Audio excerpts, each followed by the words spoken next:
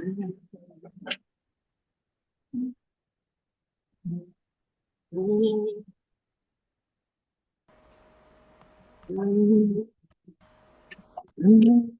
like being. Looks like the recording has started. Yes, recording has started. I'm trying to go back to my slides. Thank you. I can't find my slides. I'll have to dump recording if it's going to affect me being able to share my slides. Okay, I finally found it again. Thank you. Thank you. I hope the slides are visible now. Thank you, Prudence. Okay, so back to the Parents Lounge, a virtual supportive community. It's a nurturing village. We have a WhatsApp community where parenting tips, exercises are shared on a weekly basis. We touch base with our community midweek, and then monthly we have this virtual conversations around a parenting topic.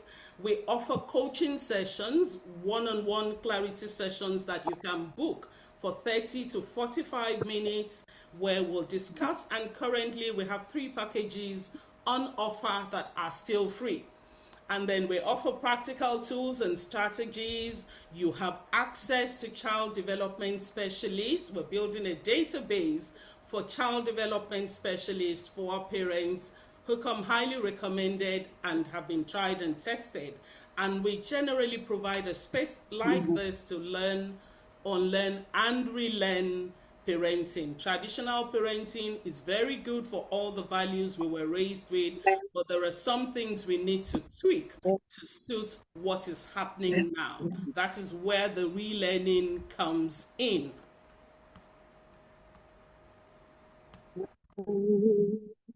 So, why are we talking about listening? Listening is such a natural thing. It's a natural thing. It's basic. It's something everybody, except anyone who has the disadvantage of a hearing problem, it's something everybody comes into the world being able to do. So why should we be having conversations around listening at this time? Apart from the fact that it makes us understand ourselves, it's a communication tool. There's been a study, according to the Harvard Center, that the quality of back and forth conversation, the quality of interaction, that's verbal interaction that we have with our children, is one of the biggest predictors of future communication skills and academic success. So it is something that helps our children when we develop it with intention. It's something that we must try to have and to teach them. Listening without judgments or interruption is a skill that only comes with practice. I'm sure we have a number of speaking coaches here who can attest to that. You must be intentional about practicing it. So we're here today to talk about talk smart, listen smart. So, and in addition to what Harvard says, I have found out, and I'm sure a lot of us will agree, that we live in a highly distracted world now. There's so many things competing for the attention of parents and guardians. There's so many things that we're juggling at the same time that takes our attention away from the things that matter like the children. I call it our new hustle culture. 24 hours a day is not enough for us to hustle anymore. And because of this, we're losing attention, which is why we have to redirect ourselves back to what matters, start listening more, and getting our children to listen to us more. So how do we talk smart? What are the times? What can we do? How do we talk smart?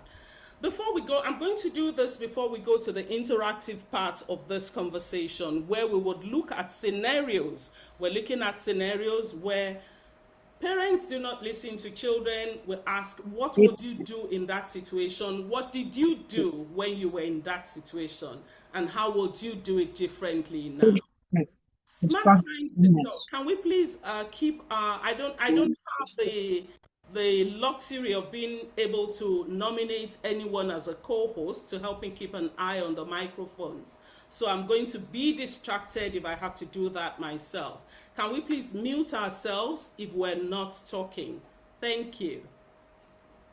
So what are the smart times to talk?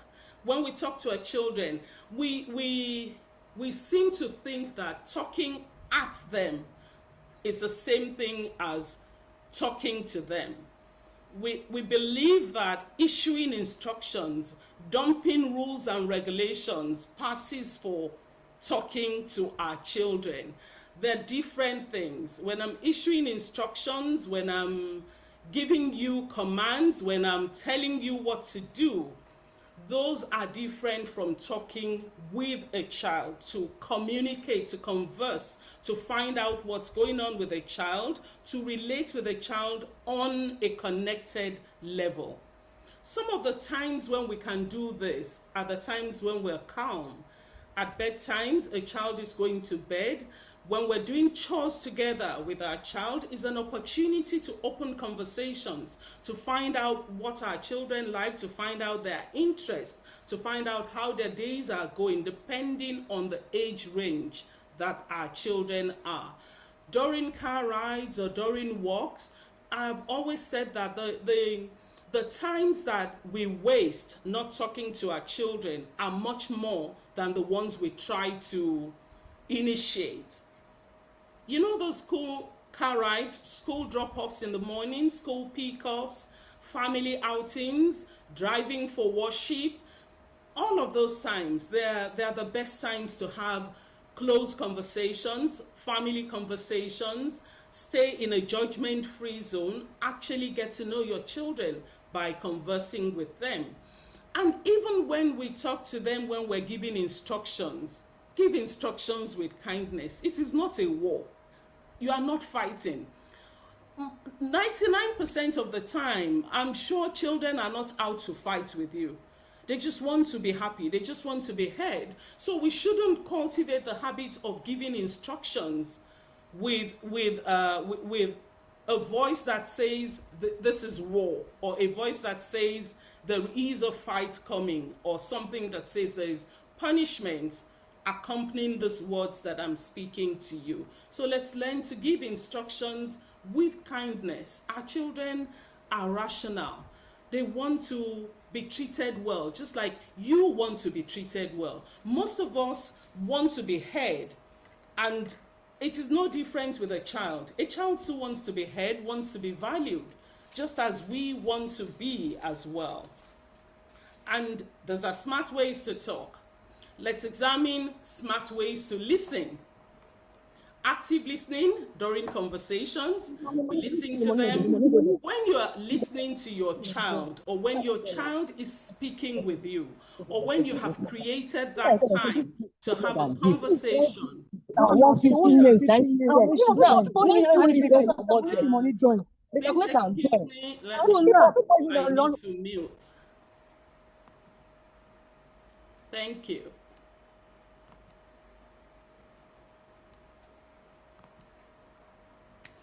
So, smart ways to listen. Thank you for muting yourself, dear parent.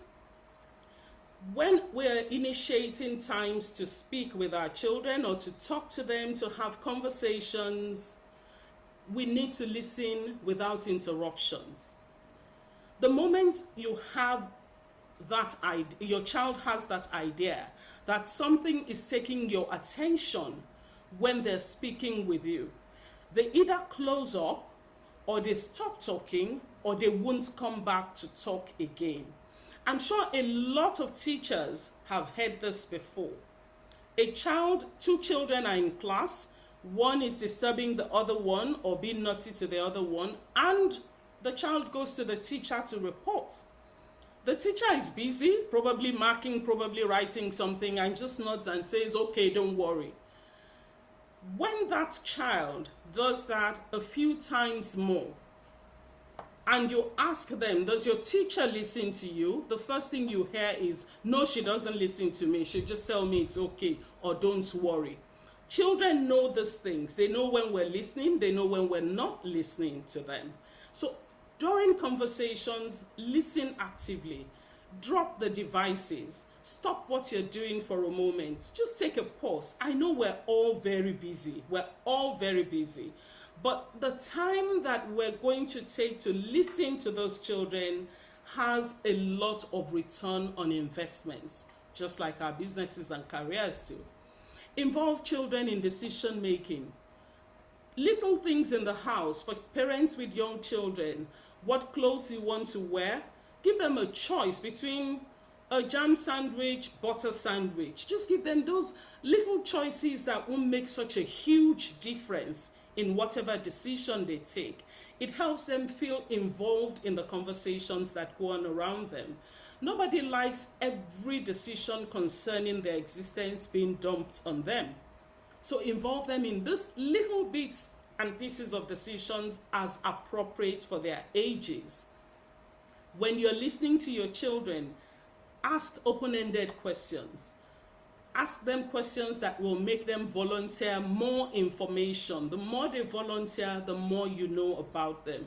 The more they tell you, the more you know what they're going through. So don't ask questions that they would answer you yes or no, especially parents of teenagers. They are ready to answer yes or no and just take a walk. Encourage them to go into discussions about the topic you are talking about. And for busy parents, sometimes our schedules may look like we can't fit in 10 minutes a day, or we can't fit in 5 minutes a day for one-on-one chats with our children. But when we look at it critically and look at the time we spend doing other things outside of our work and businesses, we'll see that we can actually make time for those one-on-one chats, and they're very important. Distance should not be a barrier anymore, even if we have children who are not at home, because there's technology. Set time for one-on-one chats, not chats when you are calling a child for a specific reason. Calling a child for a specific reason is different from, I just called to discuss with you, I just called to catch up with you, I just called to find out how your week went. We listen to them. At some ages, we can't judge them. We just listen. We empathize with them. We encourage them. Even when we're playing with children, we give our full attention. We're not holding our device in one hand and then with one other hand playing. They know that we're not there and that we're just going through the motions. Listening actively is what we must learn to start doing with our children. These things build the foundation for discipline. Trust, respect, and love. Those are the advantages of active listening. Trust, respect, love. And on these three pillars, you will build a foundation for discipline. Because you cannot discipline a child who does not trust what you're saying. You cannot build discipline in a child that you do not love, or who does not love you in return, who sees you as the very enemy itself. You cannot discipline a child who does not have any respect for you. It will always be like a conflict zone. So we must try as much as possible to continue to develop smart ways to listen to our children. So in order for me to know that I'm not speaking to myself alone, I need to go to the chat box to see what's going on there. Thank you very much, Mrs. Shoemimo. Thank you, Mr. Gaina. Yes, I'm recording already. In our group chat, you'll see the link.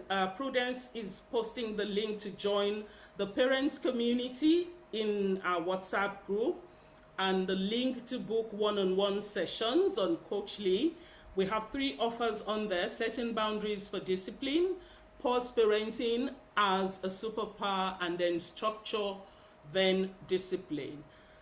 Those are the, and then we have the links. My LinkedIn link is there, and if you want to follow, please feel free. If you want to join the Parents Lounge, the doors are open, and if you'd like to book a session to discuss more about parenting, doors are open for you as well.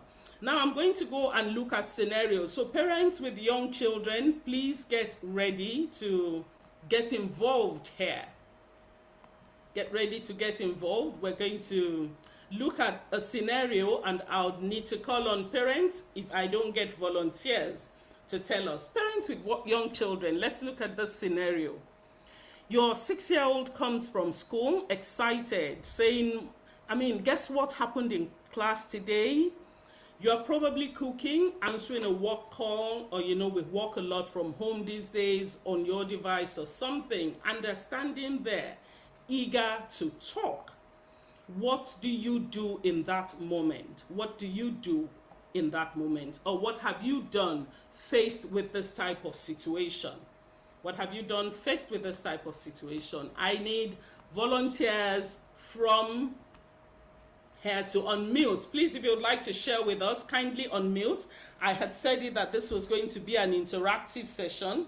So please kindly unmute and tell us, what did you do in that moment if you have found yourself in it, or what would you do if you find yourself in that moment? Okay, I'm going to have to look for volunteers if I don't get anyone to volunteer. Okay, I need volunteers now. Make me feel good with myself. It took a I lot for me to show up today here, as I have a lot going on with me. So please make me feel good with myself. Thank you. yeah, I can share something. Thank you. Hello everyone. My name is Ella. This scenario actually, so I would say about 2 years ago, I was helping a friend watch their twins. They have to go to Nigeria, couldn't go with the kids, so I was like, "Oh, I'll do it." I didn't even know what I was getting myself into at that at that time, and they had a very similar scenario, and so something that I did, and I don't know if this was right or wrong, was just saying, "Hey, like I know you're really eager and excited to share this with me, but if you give me 5 minutes, I can give you my undivided attention." And so I don't even think they waited 5 minutes, but I think that was something that I did, and I think they may have found it beneficial because it wasn't like me just ignoring them and doing whatever I was doing. It was me explaining, "Hey, this is what I'm doing. I really need to finish this, but I can give you my undivided attention." And as soon as I was done, I put the phone down, stopped what I was doing to listen to what they had to say. Thank you very much, Ella. Thank you for sharing. I see Ellen's hand up. Can you unmute, please, and share with us? Yes, good evening, everyone. I'm super excited to be here. And yes, thank you. Thank you. Yes, so this scenario struck me differently, especially going through the tip. So it depends on the stage that or on what I am doing. So if I'm speaking on a phone and my daughter or my son tries to talk to me, I think I probably would give them a nasty eye look, telling them, can't they see I'm on phone? Which, to be very honest, is not right, but is probably what has been passed down to me Yes. until I saw what the gentle tip is, and I knew that there's a problem with that kind of attitude. Then, if I'm in probably cooking or busy, I probably would want them to continue talking, Yeah. but it's also ineffective because they feel like I'm not giving them attention. So my daughter will be, "Mommy, are you interested in me or are you interested in what you're doing?" So That's a good one. either either way, I think something is defective. And thank you very much for giving me the opportunity to speak. Let me get the corrected version and apply it appropriately. Thank you. Thank you. Thank you for sharing with us. And like we said, we're all learning. The traditional methods worked very well with us at that time. We're in a different time and we're tweaking some things, but we're going to keep an eye on the values that we were raised with so that we do not lose sight of those values in all the tweaking that we're doing. Tolulope, please unmute and share with us. Hello, everyone. Good evening, Ma. Good Thank you so much evening. It's for the nice to have you. opportunity to talk. Thank you. I looked forward to this actually, and I didn't even know I was going to be able to share something about this scenario. So please, You're Ma, I very, think I'm going to you're be. blaming Can you hear yourself and me? saying no. Okay, please go Hello. ahead. Okay. So I want to my response is going to be alike to Dr. Ellen. So and this happened to me 3 days ago. So I was, as a real estate salesperson, we're always on calls. I was on a call with a client in the US, and I was at the same time in the kitchen. So I was trying to multitask, and my daughter, my 3-year-old, came in and said, mommy, why are you not giving me food? I just picked her from school. And at that point, I said, Mama, can't you see I'm on a call? It took the intervention of the other person that was on the other side of the call to say, why did you yell at her like that? Because I snapped. I mean, I snapped and I felt very bad eventually, but I was just like, I've told you severally. I mean, now I'm getting to know that it's not just about talking at them, it's talking, to them and be sure that, you're speaking with kindness. I thought I have made that clear that when I'm on the call and you are around, please, can we have some quiet? But she wasn't having it. And you know that between that 2 days ago and now, it's been a war trying to get whatever it is that she likes to see at the time. I'm now like, this 3-year-old is reacting already. Which one is this one now? God, I beg. Please, ma. What should have been done at They that time? learn Because very I, early. They learn I, early. I mean, I was wondering all the times I've been hearing you talk or we've been having conversations. Just this one time I snapped and she's not talking to me. She's just okay, mommy. That's just it. So, what would have been the better way to address this kind of? Thank you, ma, for Thank the you very opportunity to much. talk. Thank you for sharing with us, Tolulokwe. Yes. The better way, the gentle tip here would have been to tell the child, I'm on the phone. You can always tell the person on the phone 1 second, or you signify to your child, I'm on the phone, give me 5 minutes, or give me 3 minutes. I'm on the phone and I'll get back to you. Most times the child will probably sulk away, but they would listen and come back when you call them. The child will probably sulk, that happens, and they would listen and come back to you. It's nice when you have children who can, call you out for those things. Most of the things I learned to backtrack on, I learned from my second son, because he will not let you get away with it. He will call you out and tell you. It was from him that I first heard the statement, Mommy, you're not listening. Because I'm used to answering, And he goes, once you're doing, you're not listening. And I thought it was a joke until a child at our after school center told me that once Mrs. S says, she's not listening. So it means children know those things and they want us to listen to them. Thank you very much for sharing, Tolulokwe. I have Ayoyemi Lawal's hand up as I go on to the second scenario for a parent with a young child. Please unmute Yemi Lawal. Thank you. Thank you so much. It's the calling out that is my problem. I get really angry because my son is the Google man and he'll tell me, this is how a mother should act. I'm doing sign language, I'm on the phone, trying to tell him I'm on. He will do sign language back because he can't wait for me to finish on the phone. So he's telling me with sign language, I want to ben. I'm on the phone, and then he'll call you out, and then he'll give you a lesson on how moms should behave because it's got to Google to ask Google or AI, how should my mother respond to me? How should she behave? Should she get upset? Everything. And now I realize I'm the Google person, so he's taking after that. And sometimes I get really upset, and that's handling that is one issue for me. Another thing is he tells me everything. He is very expressive. And sometimes he tells me something that happened in the class.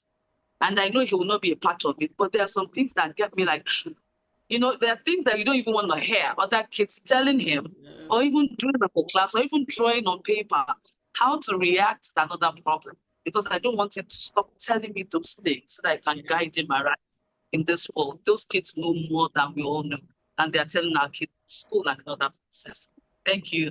Thank So you very if much for anybody sharing. Thank you. Mommy, it must mean that you use that system all the time.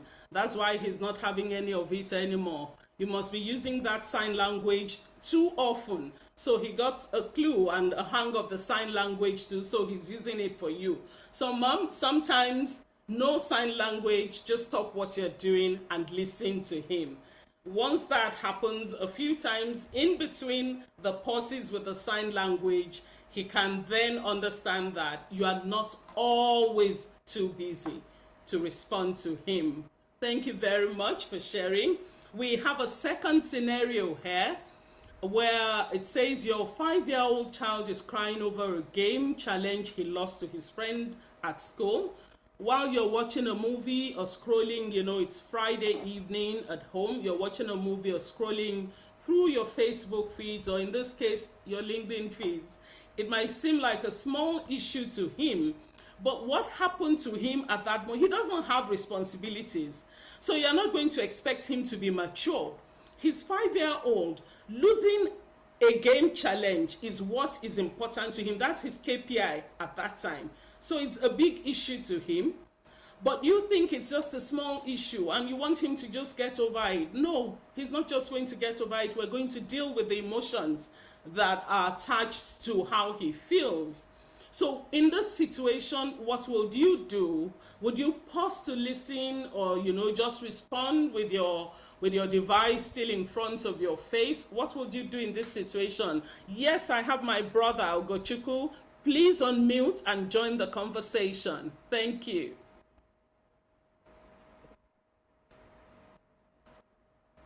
Okay, let me ask him. Thank you. Hello, good evening, all. Good evening, ma'am. Evening. Good evening, all the participants. Yes, like you said, this is Ugochukwu here, and I'm very glad to be here. Thank you. One thing, the parents' lunch is one that I have been very much excited about all this time. But for some reasons, I've always not been up to attend gatherings like this. But I'm so excited to be part of this evening. And even the topic is wonderful, very wonderful. Thank you. Because I have young children. Now, this very scenario here is one that is kind of close to my heart. I have a 6-year-old boy, and something like this happens most of the time. Maybe not a game that they played or he played with a child at school, but he has a brother here at home. Most of the times when they play games and the brother defeats him, he starts crying. One thing I always try to do is I try to imagine how I would feel if I were them. I try to put myself in their shoes, in his shoes, and try to understand what is going on at that time. I might be annoyed. It annoys me, to be honest. Why? Hello? It annoys me. Why? Yes, we're listening. Sorry, someone unmuted. Sorry, we're listening. Okay. Even though it annoys me that, this is just a game and they defeated you, your brother defeated you, and you're crying. Why are you crying? It gets to me some of the time. But then I try to calm myself down and speak to him and tell him, come, don't worry. This is only a game. This is what I always tell him. This is only a game. And it is only by winning, by defeating you, that you learn the game more so that you can win and you can defeat somebody else tomorrow. That's what I always tell him. Some people, the brother will be like, sometimes I tell the elder brother who is 10 years, I tell him, just allow him to win some of the time. Just allow him to win, So that you can I have don't some know peace. if that is right. I don't know. But I just try to give him the, try to understand him. Let me put it that way. Okay. I try to understand him and not just wave his concerns away. Okay. That's what I do. Please. I want to know exactly maybe what best to do. This is what I would do anyway. In summary, I'll try to bring him in and try to not make him feel terrible. Okay. Thank Thank you. you. Thank you very much for sharing. I'll call Mr. Michael Eromosele next, but let me just say something here. I like the fact that you try to put yourself in your son's shoes. That's empathy. Because most times as parents, we forget that we've been down that route before. A lot of us, when we were younger, if you lose a game, or in a competition, or you lose something in school, we can remember having one or two sleepless nights over it. So when we remember that, we can empathize with the child who is going through it and know that that child is not behaving out of character. The child is just giving into what he or she is feeling at that time. So I like the fact that you empathize with him and you explain to him what he can learn from losing a game. You don't win all the time. You learn when you lose. You get better when you continue playing it. Don't give up playing with your brother because your brother is always winning. But first, you have to acknowledge the fact that he's upset, and it is okay to be upset when you lose a game. Thank you, Mr. Romosele. The floor is yours. Please unmute, and then I'll call Aramide Odeka. All right. Thank you so much, Mama Ivy. Thank It's you. It's it's nice to it's have good to you be here. back. It's good to be back here. So, but I feel duly unfair because you answered the question technically when you've spoken to Mr. Ogochukwu, talking about empathy and listening. So, but I have I would say something sort of a valuable contribution here. Mm, For those that don't know me, I'm based in the UK and I'm a parent gov. No, I'm not a parent governor. I'm a foundation governor at my kids' school, and what we do there is manage the affairs of the school and what the curriculum and everything about the child safety.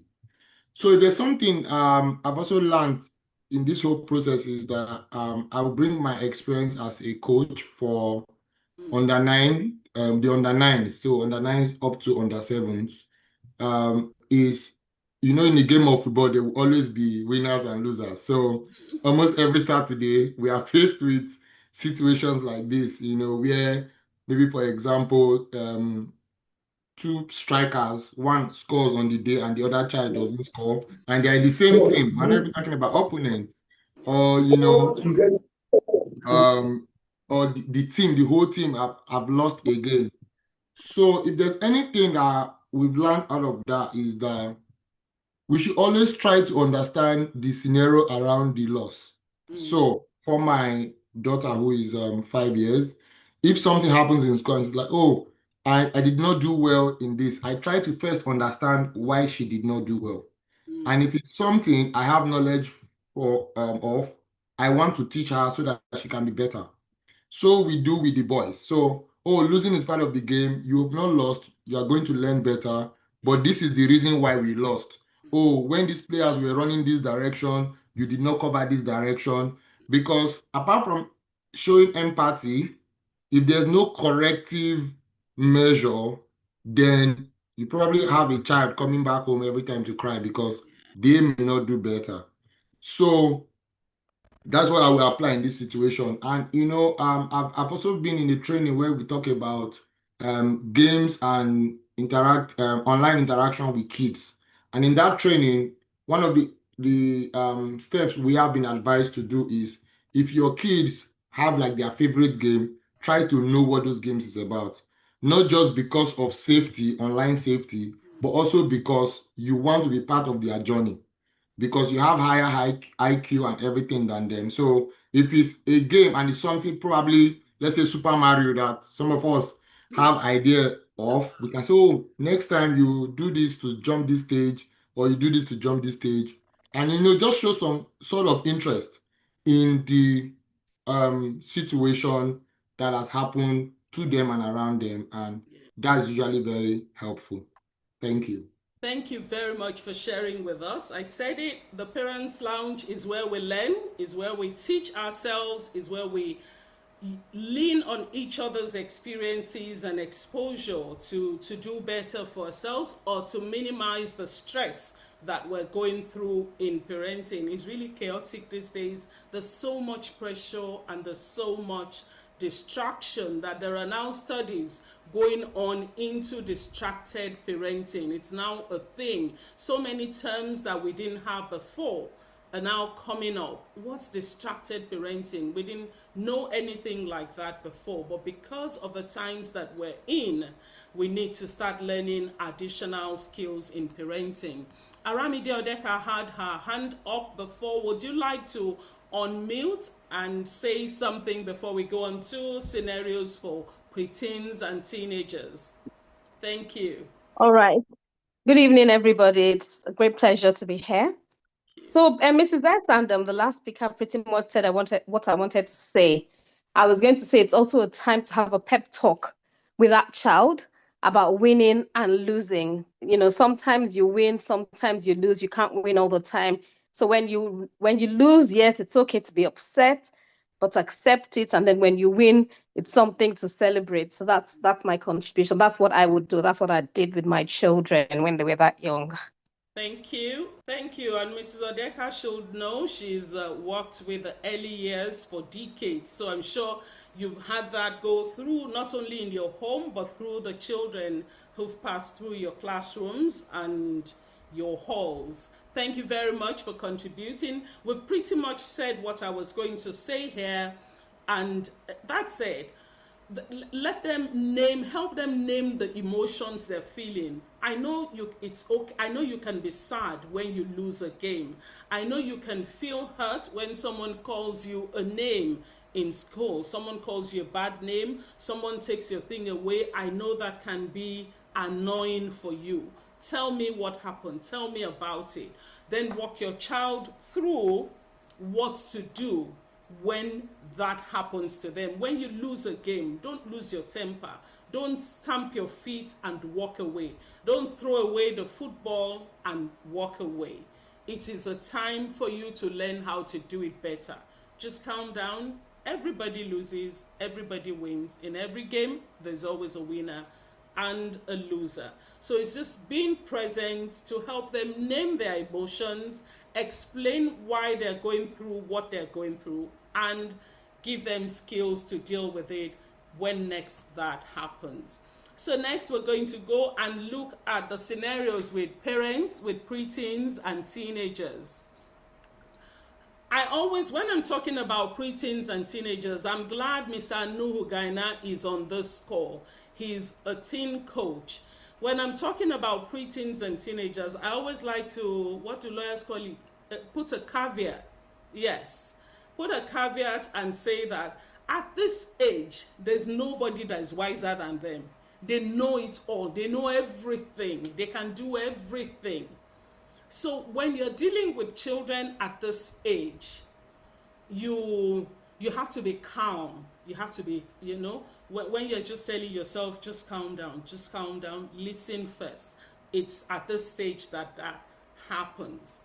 Let's assume your daughter starts to share something that happened with her friend at school. Until I had a daughter, I didn't know conversations could go on around school activities that much. I mean, the boys will probably just give you snippets. But when my daughter came, she would want to give me a run-through of what happened from 7:30 a.m. in school until she closed at 2, and immediately she comes in from school, she wants to start doing that. So with her brothers teaching me patience, I learned how to listen, engage her in those conversations, and then I started enjoying the conversations with her. So when you find your daughter at this age or your child at this age, she comes in, she's explaining. Most times it's our default mode as parents.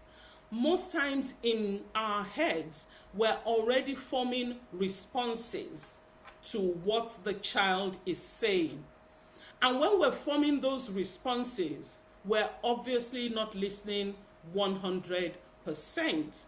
So I'd like parents or anyone who's worked with teens in this space to please share with us, what would you do in that situation? What should you do when your child comes home from school, a daughter in this case comes home from school, reeling off a whole number of activities. This person came in with this pair of shoes, that person did that, and all.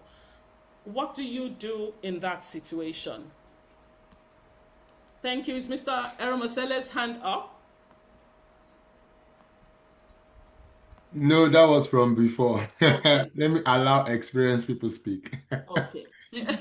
Okay. So I need parents with teens or parents whose children have passed through the teen years to do that. And then I can share what I eventually started doing with my daughter. I can share. Because by the time she came, I had learned from her brothers, from calling me out when I wasn't listening. So I had started building my listening skills then. So do we have any volunteers in the house? Maybe I should talk why people are reflecting. Yes, please. Go ahead while we're So, waiting for some other people to put together their experience for us. okay, so my response will still come out of a training. Like I said, I've had a lot of young people training. I'm handling teens and kids. Okay, so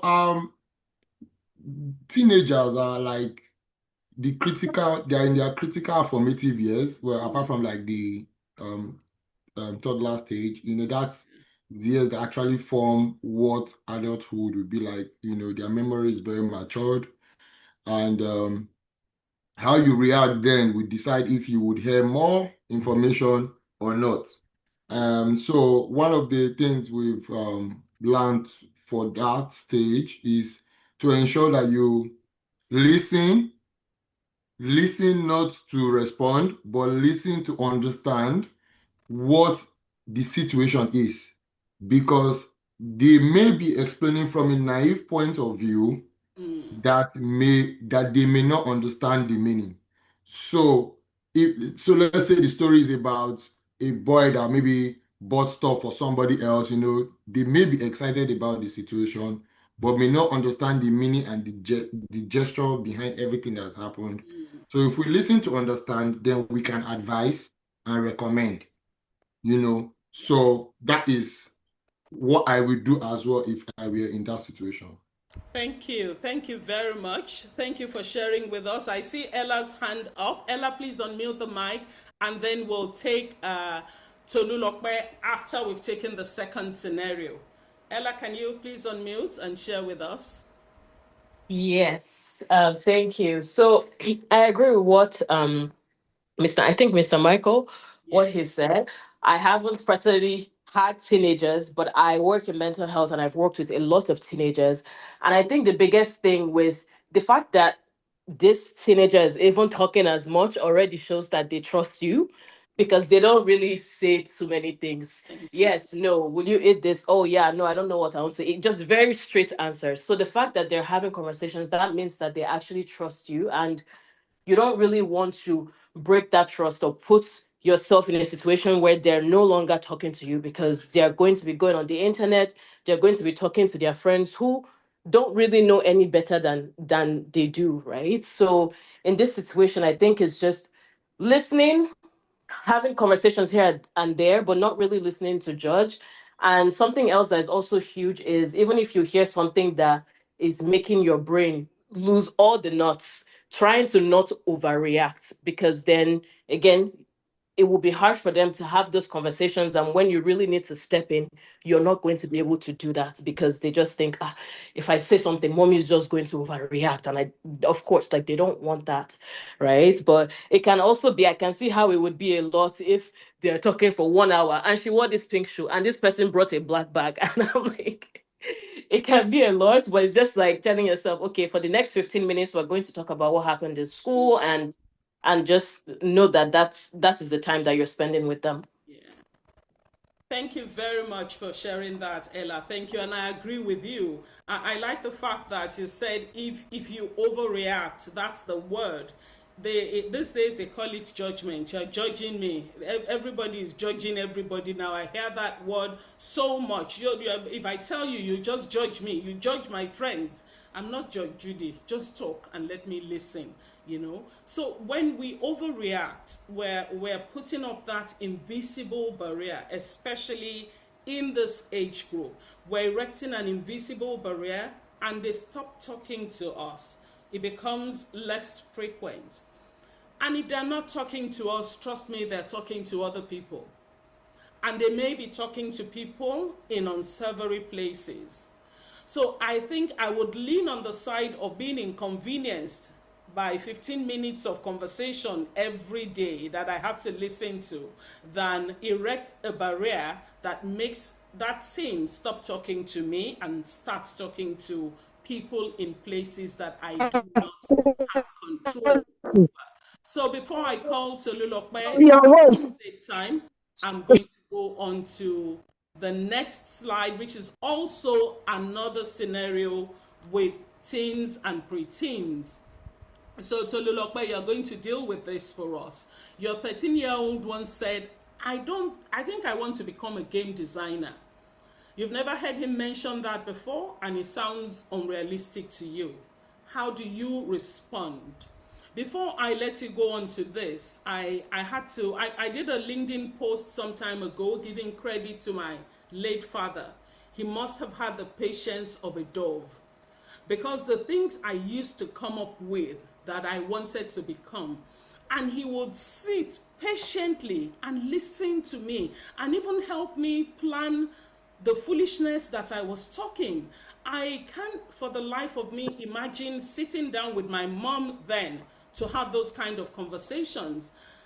At some time I wanted to be a pastor, I wanted to be a policewoman, I wanted to be a stylist, I wanted to be a head, different things, you know. And he won't listen attentively, take me through it, making me believe I was actually making sense, you know. So in this situation, so Lulokpe, please unmute and share with us, what should a parent do, or what would you do, or have you done? Okay, thank you so much, Ma, for this. Well, I was actually going to relate scenarios that were for children of this, I mean, teenagers of this age, So I'm glad that this one came to me. I don't have a teenager, but in my teaching years, before I moved to real estate, I had to deal with it, and I still work with them because it's a passion for me. But this one is close to home because I'm going to be talking about my aunt's son. That is like a first son for me because I brought him up all the way till now, and my friend's son too. So one of them, they are both okay. One is 15, the other is 16. So they might not be 13-year-old, but at least they are teenagers. And the first scenario is about this career path and wanting to be all of those. If I can relate to what you said about your dad listening, because I was my daddy's girl, God bless his soul, and I used to want to be everything in life, everything, and he would just listen. My mom, no, no, no, don't try it. She doesn't have that time. So for these two boys, my aunt's son said he wants to, be how do an AI designer or something. I mean, this is a mom that is in her 40s. She does not even, she can't relate. She knows that there's ChatGPT, but what is AI? Did you say AI graphic designer or something like that? So he did jam. The scenario Oh, was this jeez. jam that happened, this On the UTME that best. happened, and people were failed or something. So, because we have been encouraging him, we know that he can do it. He's one of the best in his school with, graphic designs and all of that. So when he did his UTME before the YX comes, just, to try, and the result came out. The mom just sent the result to me. See, your boy has disappointed me. She sent a lot of messages, and in my mind, I'm thinking, what has she said to this boy? So I put the phone across to her and say, "Can I speak to James?" She said, "No, no, no, I don't even want to hear what he has to say. I mean, can you imagine? He failed this." I said, "Have you spoken to him? Did he tell you why he failed?" So I'm going back to what Michael and Ella had said about, trust, and then, listening to understand and not to respond. So she said, no, she's too hungry. She wants me to talk to him. So I said, okay, let me talk to him. So I called him on his phone and said, James, what is the problem? What happened? He said, Auntie T, I already told mommy I did my best. I know I did my best. I don't know what happened. But she's not listening. She doesn't understand. And I don't think I want to talk to her anymore. At that point, I felt, wow. Okay, so he started saying all of those things, and at a point, he was already shedding tears. You know, for a boy child to do that, he feels hot. When the mail to receipt was sent to my aunt, she didn't know what to say. You know, because she had reacted, overreacted, and said a lot of things. Reacted. You know, to and she Yeah. now called me and said, "We need to come to your house because this guy is not speaking to me anymore. Now that I know that okay, something happened, I don't even And know how to." And before. I told her, I said, "You should have just listened to understand. I know it is probably, you know, as a single mom of four boys, you know, it's a lot on you, and you feel like you are putting everything out for them, and this one just gets to. But you should have just listened to understand." So what I think would have been the best situation is what you just said in the gentle tip that you just let them know that no matter how bad it is, they have someone that they can trust in you Too. and not. For for years, I didn't speak to my mom until I lost my dad. And it was because of something that happened when I was in GSS2. I wanted to talk to her. And she was like, please, please, don't disturb me with all these good things. I don't want to hear it. And I told myself I was never going to speak to her. That happened for almost 6 years. She would just give me instruction, yes, ma, yes, ma. I went to school. I told her as I was going to the uni, I said, Mommy, I'm not going to come home except I want to see my dad. Unfortunately for me, my dad died when I was in my 200 level. So I was forced to recoil. And then she began to understand. So for me as a parent, I said to myself, I will do better. Of course, I might be doing better now, but it's not like those resetting stuff is still a big part of me. And that's why I love this conversation. But I think as a teenage parent, we just need to make sure that even from the childhood, the early childhood, they trust us to talk and we understand no matter how bad. It's also good It to is.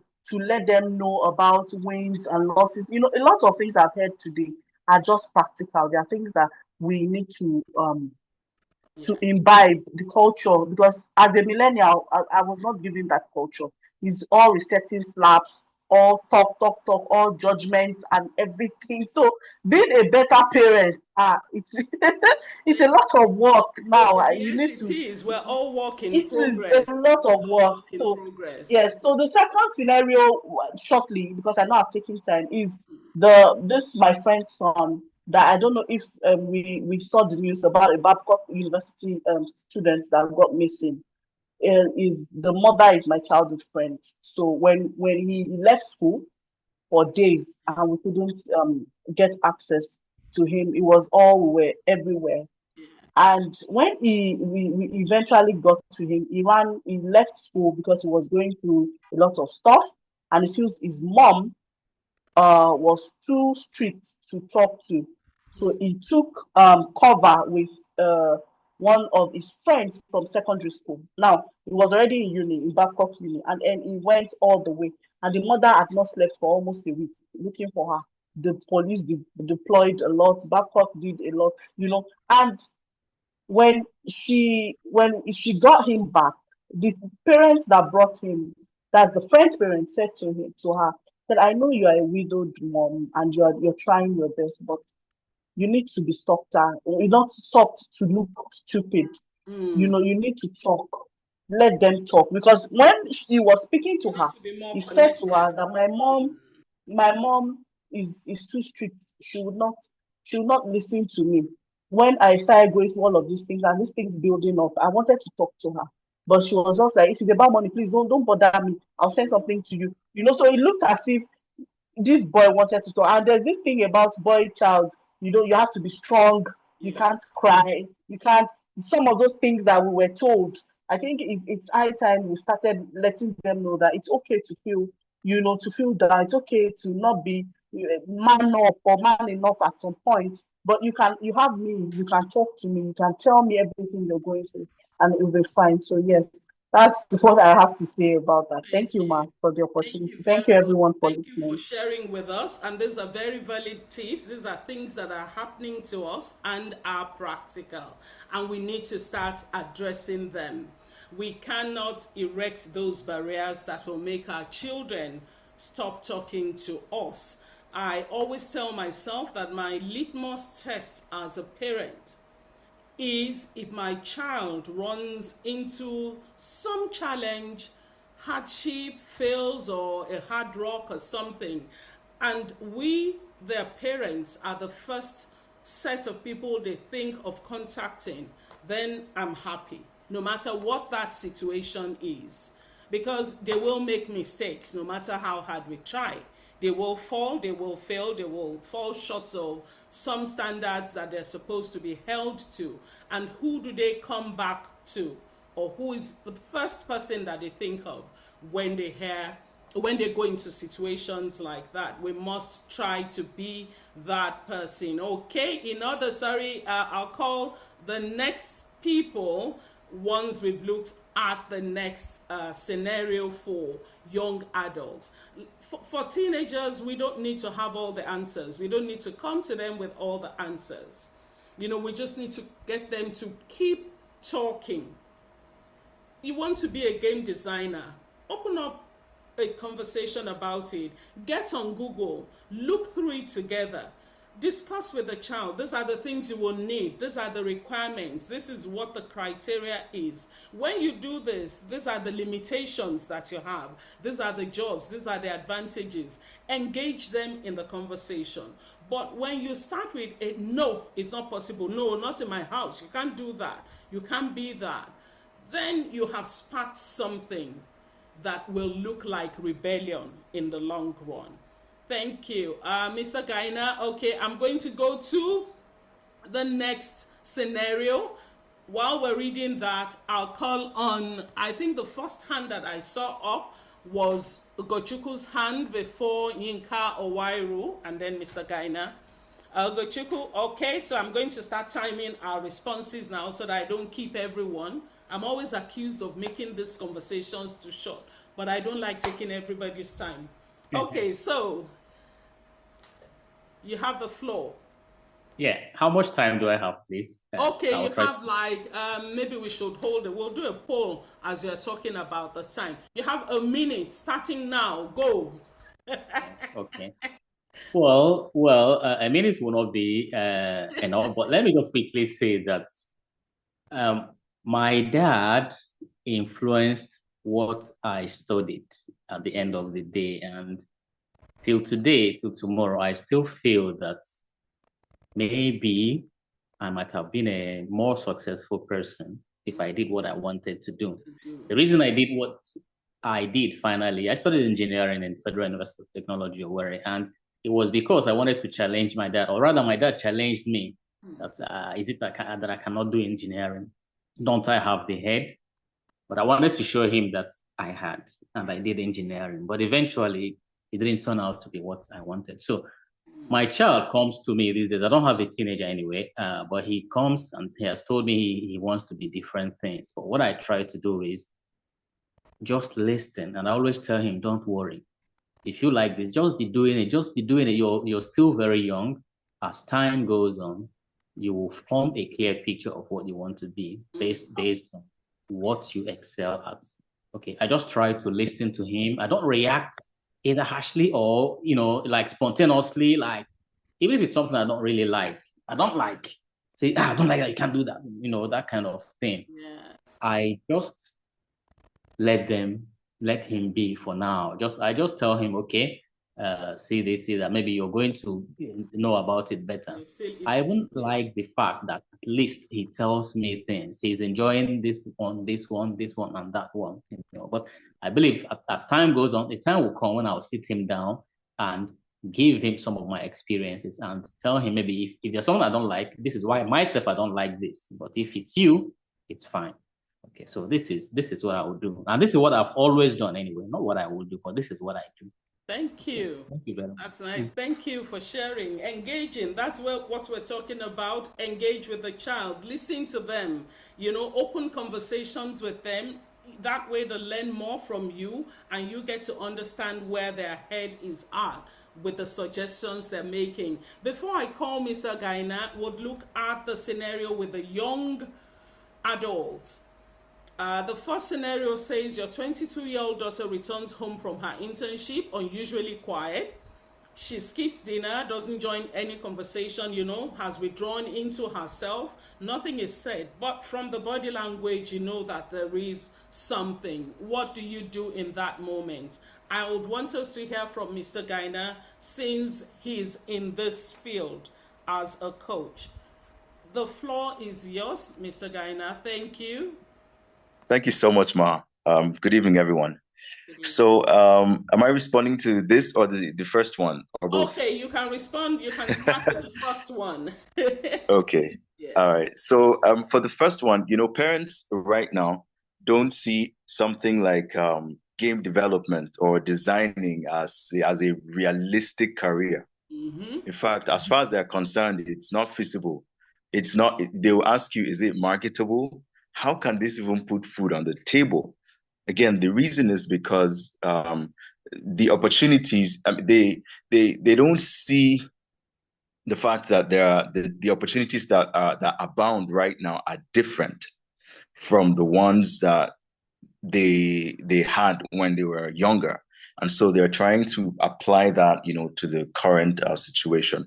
So if my son tells me this, I would really just validate his thoughts and ideas. I would first of all just tell him, oh, that's interesting. But then I'll ask questions. One of the things I help parents with is to help them to be able to ask the right questions. So I would ask him questions to understand how workable he thinks that this is. But also I'll move a step further to agree on a time that he and I can sit down and create a vision board, right? Create something to see really how workable this is, together, and let me see what his thoughts really are. If he has had time to really think about it, to research on it, like you were talking about, Mama, earlier on, if he's had time. So, but really just validate those thoughts and sit down with him and listen, try to understand from his perspective. So that's how I will go. But I'll also let him know that Daddy is here with you. Okay, we're going to go through this together. Whatever it is, even if it changes in the future, I'm going to be here. One of the things I enjoyed from my parents is that they were super, super supportive, even to a fault, because sometimes they don't even ask, what it is, but they were super supportive. So that's what I would do with the young person. The second scenario that you just mentioned, obviously something is wrong. So I wouldn't want to just try to force her to talk. I would ask the question. I'd first of all acknowledge the fact that, Kai, I've noticed that there's something going on. There's something different here. If she wants to talk about it, I'm here for her. That's it. Because that alone shifts the perspective on her own end. So that's what I would do. I know that something is up. Whenever you're ready to talk about it, I am here with you, and I'll leave it at that. After a while, if there's still nothing, I would still go back again. So the idea is that if I pester her, then she might still shut down. But I won't leave her to herself all alone. So I am there, and even just physically being present around her without saying anything, that's also one of the things I would do. But letting her know that I am here above all, physically and emotionally. That's the first thing I would do. Then from there, when she opens up, we can continue on the conversation. Thank you so much. Thank you very much. Thank you for sharing with us, and thank you for taking us through that. Yes, it is important with our presence. Our presence keeps the line of communication warm. So even if the child is not ready to talk at that time, because you're present shows them that you care and that you're still open to talking to them about it. There's one thing we must not do. One thing we must not do is this thing that we do as African parents. What's wrong with her again? She started again. That's what she does all the time. That is wrong, because you don't know what that person is going through. The same way as adults that we go through things is the same way a young adult, a teen, goes through these things, and talking will help them. Talking will let you know where you need to step in to help them. So whatever you do, please, with your presence, keep the lines of communication warm, so that when the child is ready to talk, or the child needs to talk, they can find their way back to you.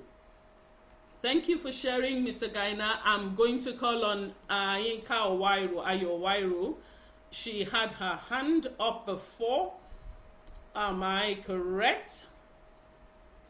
So a Yes, ma'am. gentle tip, sorry, before you go on, Yinka, a gentle tip for this will simply be, like we have said, keep the line of communication open.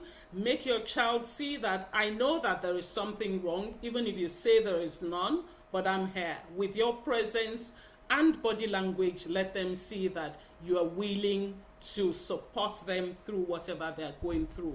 Thank you, Yinka. I'm just going to go to the next page for the final scenario while Yinka shares with us. The floor is yours. Okay, thank you. Okay, it's a pleasure to be here. I'm super enjoying myself. Mr. Gaina, you did a good job. I was going to talk along those lines, but I'll just still say what I wanted to say, because, when we're talking about the fact that it backs up a little, so I'm just going to tie it up, that we mustn't respond to our children, and we shouldn't show reactions, and we should be calm. One of the things Mr. Gaina said that I was going to say as a tip is, one of the ways you show your children or your child you're listening is ask questions. Asking questions will bring clarity to exactly where the problem is. Yes. I also wanted to say, when your children come to you, there's three things they're looking for. One is either they just want to pour out, they don't need your comments, they don't want you to make, no questions, just hear me Yeah. and let me pour out on you.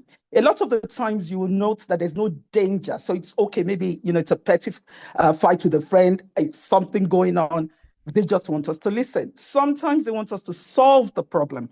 Now, it's very important for you to listen, so you know exactly the problem you're meant to be solving. So you don't solve the one that they're not asking for. And then thirdly, like Mr. Gaina said, they're looking for validation. In their own minds, they've reached a logical conclusion of what they want to do. But they talk to you because they want you to back them up. And you have a difference of opinion. Please do not come out with your opinion. Do not state what you're thinking. Take it, they say when you want to catch monkey, you You have to be start with like one. questions. Yeah, start with questions. You know where they're going. And like, they rightly said, be open-minded, hear what they have to say. And lastly, there's a difference between that 14-year-old and that 22-year-old. When you say to your 14-year-old, when you want to talk about it, I'm here. I tell you, before you leave the room, they're say, yeah, mom, come. But Yes. for the 22-year-old, they're much older, they're deeper, they're thinking they can handle things on their own. Sometimes just holding them if they refuse to talk. They might not see anything. Just hold them through it if it's crying, and just, and when they're ready to talk, then they will talk. Thank you so much for giving me the Thank you opportunity to very share. much. Thank you Thank so you. much for sharing with us. I know that you've been through those phases too. So we're all learning. We're work in progress. We're work in progress. Thank you. Okay, so the last scenario we'll be looking at, also for a young adult, and African parents, especially moms, put your hands on your chest and say, I have stopped this, I left this in 2024. You have a young adult and you're visiting family, and an uncle asks your 21-year-old son, so what are you doing now? Before your son responds, you've jumped inside his mouth. Oh, he's trying to find something serious. We're hoping he gets a good job soon. No, you are not supposed to answer. It wasn't your question. It wasn't your question. It was your child's question. Don't speak on their behalf at this age. You don't even know their plans. Leave them. Let them air their opinions. Let them get into their own conversations. Give them space. Step back a bit and let them be. It's the stepping back. I learned this word stepping back from one of my older sisters-in-law who has a son who's, in that big age compared to my children, says that it's difficult, but you need to step back once they become adults. You have given them the skills they need. You cannot continue to helicopter around them. It will build some form of resentment as they grow older. And then this is embarrassing. Your child is going to, if I were that child, since you've taken over, helping me to explain to my uncle what I want to do, I'm just going to fold my arms and I'll be watching. And then the next reaction from an African parent is, talk now, is it not you they are talking to? You have chosen to answer, so I'm just going to keep quiet and let you go on with the conversation. And then we tell them they are rude, they are not being cooperative. No, it's a reaction to something that we do regularly. This is my opinion, because I always feel very strongly about this when when I see parents do it. So I try to consciously not do those things around my children as well. Does anyone have any scenario or anything to share on this with us before we start wrapping up? Do I see any hands up? Yes, Mr. Gaina, thank you. You have the microphone. Please unmute. Thank you, Ma. This is something I have been asked, and I hated that question, because sometimes it comes more with oh, let's see, he's not even doing anything. Let's just point out the obvious, So, and honestly, if my child, if my son is, if I know that he's not, like, he's done with school, for example, and there's no job, before anybody gets to that point of asking such questions, we will have a conversation, and I'll help him see the value in serving, in volunteering, beginning to do something. That's the first thing I'll do. So there's no how you say you're not doing anything. That's number one. But number two, I would also help him to understand that he's going to get questions like this. So how would you respond to it? So prep him way ahead of time, like anticipate that this is coming, and help him to really be intentional in the way that he responds, so that when someone speaks to him, I'm already confident that we've had this conversation. So it's not coming as a shock, to me. So I know that my son can handle it. And we're going to go through the scenarios and actually practice, so that when somebody asks you, this is how you respond based on the conversation that we've had. I think that too many times we're waiting to in these kinds of situations we're waiting to just react, but we don't prepare way ahead of time. But it's a great value that we can teach our children to prepare ahead of time as well. But also the value of just serving and volunteering, even if there's no job at the moment, So but yeah, when the time comes, I would really ask him to just go through, because I know we've done this. We've gone over this. So go ahead, you can handle it. Yeah. So let him know before time. That's how I'll deal with it. Yeah. Thank you very much. That's another perspective to it. You see, this is why you have to be at the Parents Lounge. We learn every day. Thank you for sharing that, Mr. Gaina. I learned from that as well. Ella, please unmute and let's have your take. Yes, thank you. I think in addition to what he said, something else too that we could be doing is also normalizing the fact that it's okay to not be doing anything right now. I feel like when you're done school, or maybe when there's just like this transitional phase in your life, African parents sometimes expect you, okay, what is the next thing? Like when are you going to get married? When are you going to start university? Are you looking for a job? What are you going to be doing? But sometimes it's really okay to be in a transitional phase where you're trying to just figure things out. And I feel like sometimes we forget that we've also been there, minus, you're looking at children like, okay, they need to be doing something, but at some point in our own lives, we've been in a phase where we did not know what the next step was. Yeah. And we were just trying to figure it out. And that is also okay too. So even in terms of like, prepping the child to say, okay, like you're going to get these questions, how will you answer? Yeah. It's okay to say, you know what, uncle, actually I'm just, trying to figure things out. I'm trying to figure out the next step. And that's okay. Because I find that those questions can sometimes come from a place of shaming, come from a place of pressuring them to feel like they need to get their life together, they need to get into the next thing. Whereas it's not, you don't always have to be doing something, right? It's like even doing nothing and trying to figure something out is you doing something without actively doing something.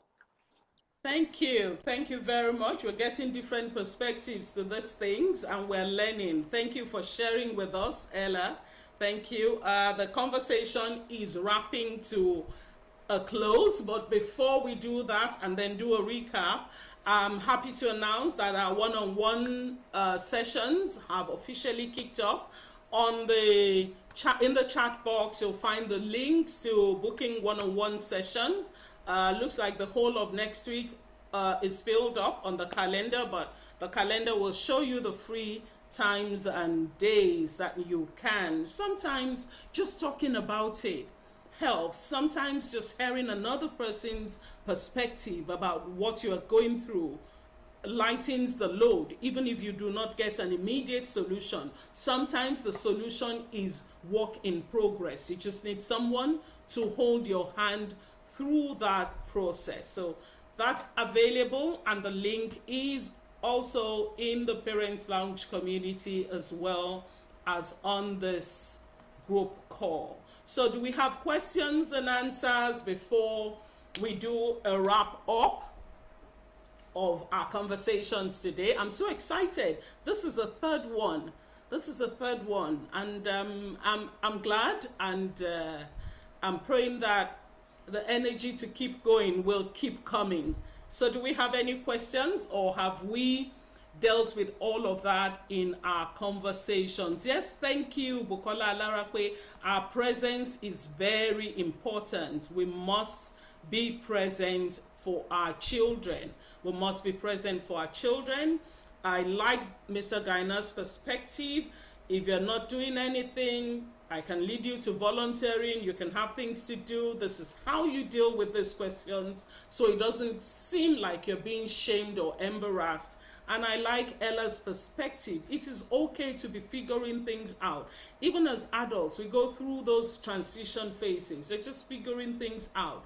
And there is no problem with that as well. Thank you. So before we wrap up, I always end with this. I'll go through what we've learned today, that we listen with our full attention. We listen to our children with our full attention, because that keeps them coming back. It builds trust, it builds love, it builds respect, and it also models to them that listening is important. We cannot preach something else and then do the exact opposite with the children. We're their first role models. They would learn from what we're doing. We have to acknowledge their emotions when they're going through things, walk them through it, give them skills to deal with those kind of emotions if they occur again. Respond to their conversations with feedback, verbal words, ask open-ended questions to get more information from them, be present, and let them know that I am your safe space. Now, feel free, you're safe with me, feel free to talk to me, especially as they grow older. And finally, I would like to say that as parents, we must give ourselves grace. Parenting is a complex task. It will test you. It will test your mental ability. It will push all your buttons simultaneously. Sometimes you won't even be able to live up to the high standards you've set for yourself, and that is okay. When this happens, just give yourself the grace that you will give your child when they misbehave. Give yourself the same type of grace that, after all, I'm not perfect.